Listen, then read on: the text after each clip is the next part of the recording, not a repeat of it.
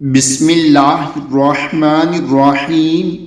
یہ دعا کثرت سے پڑھتے رہیں، محتاجی اور ذلت سے پناہ مانگنے کی دعا ہے۔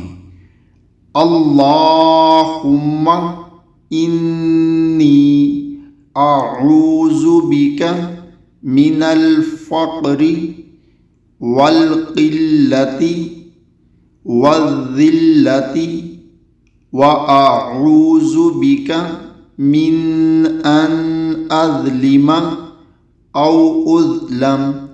اے اللہ، میں فقر و فاقہ، مال کی کمی، محتاجی اور ذلت و رسوائی سے تیری پناہ چاہتا ہوں، اور میں اس بات سے بھی تیری پناہ چاہتا ہوں کہ میں کسی پر ظلم کروں یا مجھ پر ظلم کیا جائے۔